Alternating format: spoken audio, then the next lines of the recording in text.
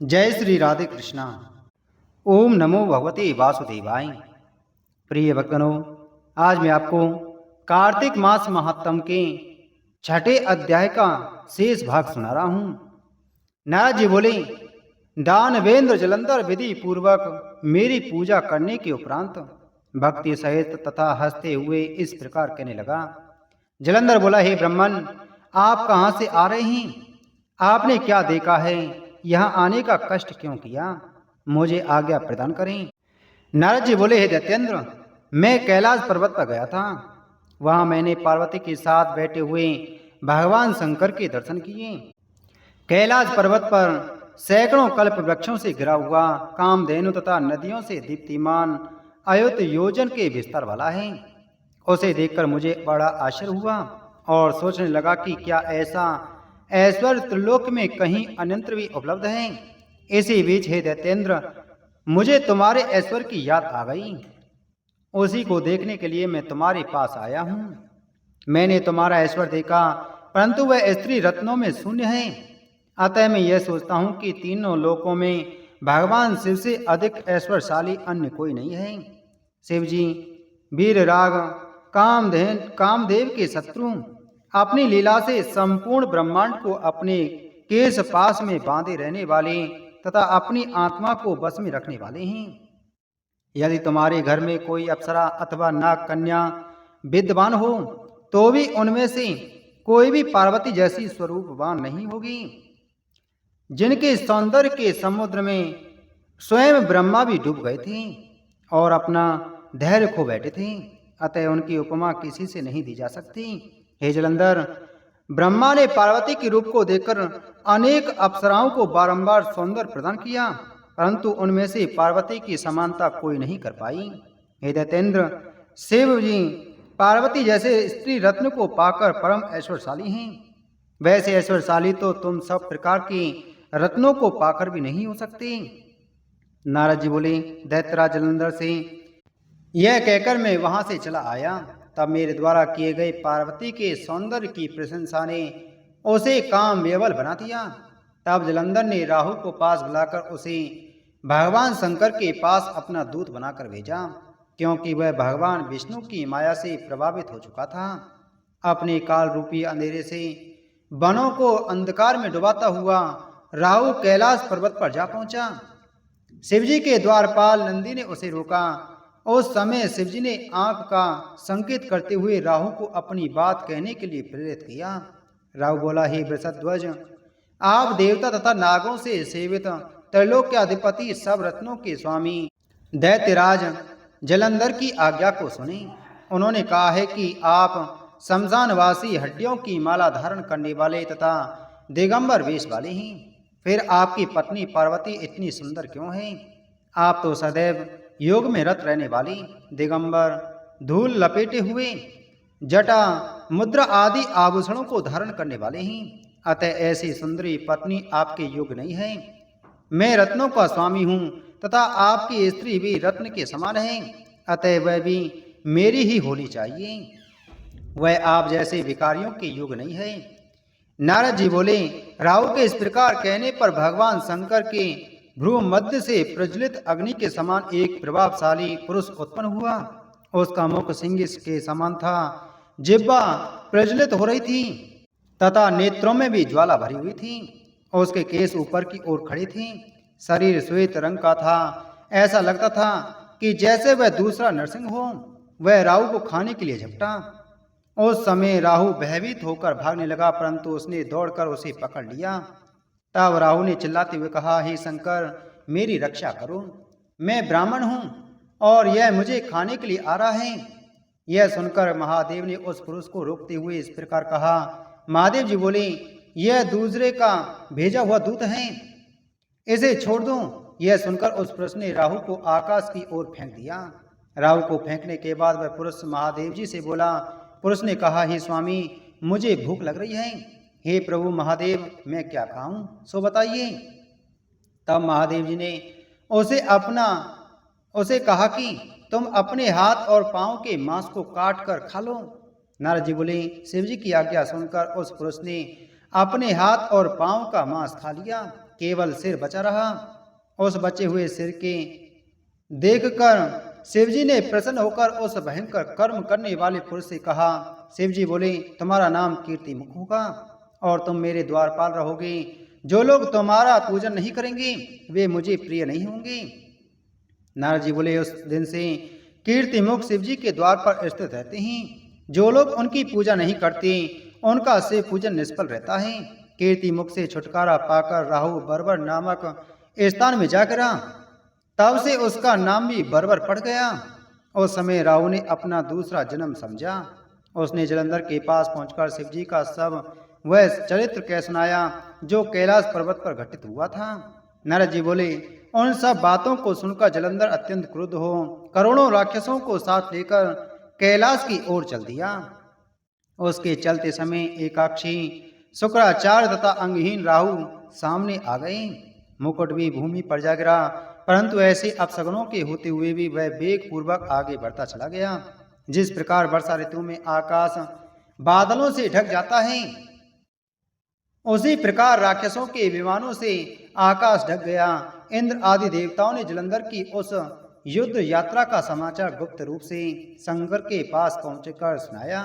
देवता बोले, हे प्रभु, हे स्वामी, आप देवताओं के संकट को क्यों नहीं समझ पा रहे हैं? हमारी रक्षा के लिए आप सागर पुत्र जलंधर का नाश करें। नारद जी ने कहा। देवताओं के वचन सुनकर श्री शंकर हंसते हुए विष्णु की सभा में पहुंचकर इस प्रकार बोले। शिव जी ने कहा, हे विष्णु, आपने जलंधर को युद्ध में क्यों नहीं मारा और अपने घर वैकुंठ को छोड़कर उसी के घर में क्यों चले गए? श्री विष्णु ने कहा, वह आपके अंश से उत्पन्न है तथा लक्ष्मी का भाई भी है। हे शिव जी, इसी कारण मैंने उसे नहीं मारा। अब आप ही उसे मारिए। शिव जी बोले, वह सामान्य हथियारों से तथा तेजस्वी हथियारों से भी नहीं मरेगा। अतः आप सब देवता किसी नए शस्त्र की रचना के लिए मुझे अपना तेज प्रदान कीजिए। नारद जी बोले, तब विष्णु आदि सभी देवताओं ने अपना अपना तेज दिया, जिसे इकट्ठा करके शिवजी ने सुदर्शन नामक एक ज्वालमाला युक्त भीषण चक्र की रचना की। शिवजी ने शेष बचे हुए तेज से वज्र का निर्माण किया। उसी समय कैलाश के समीपवर्ती क्षेत्र में उन्हें जलंधर भी दिखाई दे गया और उसके साथ करोड़ों घोड़े, हाथी, रथ तथा पैदल सैनिक थे। तब शिवजी ने भी अपनी भूत प्रेतों की सेना को तैयार कर दिया। इंद्र आदि देवता भी जलंधर की सहायता करने के स्थान पर युद्ध क्षेत्र में आ खड़े हुए। शिवजी की आज्ञा पाकर नंदी, भृंगी आदि मुख्य सेनानी तथा गण भी क्रोध में भरकर युद्ध के लिए तैयार हो गए। उन्हें देखकर सब देवता भी युद्ध करने हेतु तुरंत चल पड़े। शिवजी के गण भी गरजते हुए युद्ध के लिए चल दिए। फिर पृथ्वी कैलाश पर्वत की घाटी में घोर युद्ध प्रारंभ हो गया। देवता तथा दैत्यों में अस्त्र शस्त्रों द्वारा घोर युद्ध होने लगा। भेरी, मृदंग, शंख, योद्धाओं के ओंकार, हाथी, घोड़े तथा रथों के शब्द से पृथ्वी कांपने लगी। शक्ति, तोमर, बाण, मूसल, परशु, पट्टिस आदि शस्त्रों द्वारा तथा बाणों के से आकाश इस प्रकार भर गया जैसा कि उल्काओं से भर जाता है। मरे हुए रथ, हाथी, घोड़े तथा पैदल सैनिकों से पृथ्वी ऐसी शोभायमान थी जैसे वज्र के प्रहार से पर्वत खंड होते हैं। दैत्यों द्वारा मारे गए देवताओं तथा देवताओं द्वारा मारे गए दैत्यों के रक्त तथा मांस से पृथ्वी पर ऐसी कीचड़ भर गई कि उस पर चलना भी असंभव था। देवताओं द्वारा मारे गए दैत्यों को शुक्राचार्य बारंबार मृत संजीवनी विद्या द्वारा जीवित कर रहे थे। यह देखकर देवताओं ने तथा गणों ने भयभीत होकर उन्हें शुक्राचार्य के प्रयत्नों से अवगत कराया। तब शिवजी के मुख से एक अत्यंत डरावनी ताड़ वृक्ष के समान जांघों वाली गुफा जैसे मुख वाली तथा और अपने स्तनों द्वारा वृक्षों को नष्ट करने वाली एक कृत्या उत्पन्न हुई। वह कृत्या युद्ध भूमि में पहुंचकर महान राक्षसों को खाती हुई शुक्राचार्य को अपनी योनि में दबाकर अंतर्ध्यान हो गई।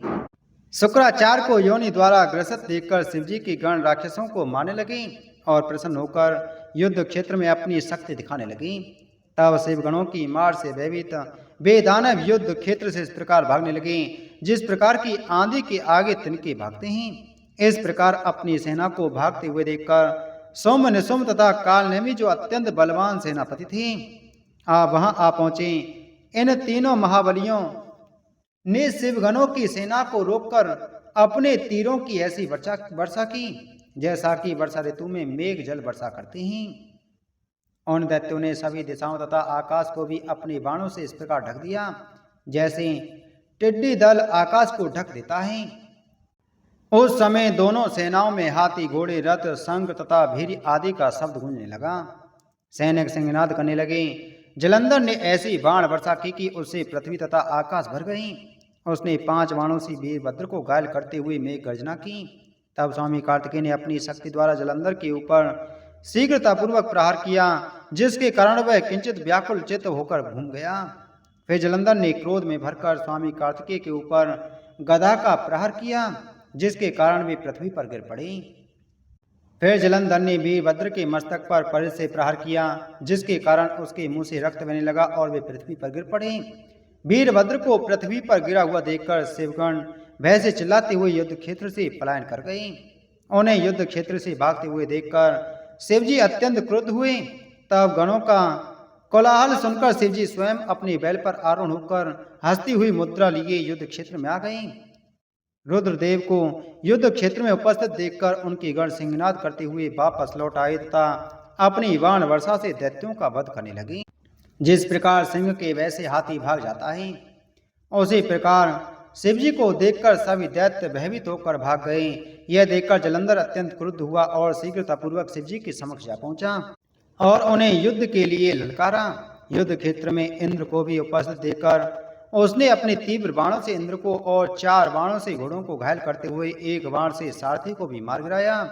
तब शिवजी ने भी अपने 7 बाणों से जलंधर पर प्रहार किया तथा बाणों के द्वारा उसके घोड़ों को भी मारकर पृथ्वी पर गिरा दिया। तब क्रोध में भरे हुए जलंधर ने घन गर्जना करते हुए शिवजी को युद्ध करने के लिए ललकारा। जलंधर बोला, हे जटाधारी, तुम अब मेरे साथ युद्ध कर अपने बल का प्रदर्शन करो, अन्य लोगों को मारने से क्या लाभ। नारद जी बोले, यह कहकर जलंधर ने शिवजी के ऊपर 70 बाण छोड़े, परंतु शिवजी ने उन्हें काट गिराया। फिर उन्होंने हंसते हुए अपने 7 बाण छोड़कर जलंधर के घोड़े, ध्वजा, छत्र, धनुष तथा रथ को नष्ट कर दिया। उस समय जलंधर यह समझा कि रुद्र मुझसे अधिक बलवान हैं। फिर उसने अपनी अद्भुत रुद्र मोहिनी गांधर्वी माया की रचना की, जिसके फलस्वरूप वहां पर गंधर्व तथा अप्सराओं के नाचना गाना आरंभ कर दिया। उस समय वेणु और मृदंग आदि के ताल और नाद को सुनकर शिवजी भी आश्चर्य में पड़कर मोहित हो गए। उनके हाथों से अस्त्र शस्त्र फिसलकर पृथ्वी पर जा गिरे।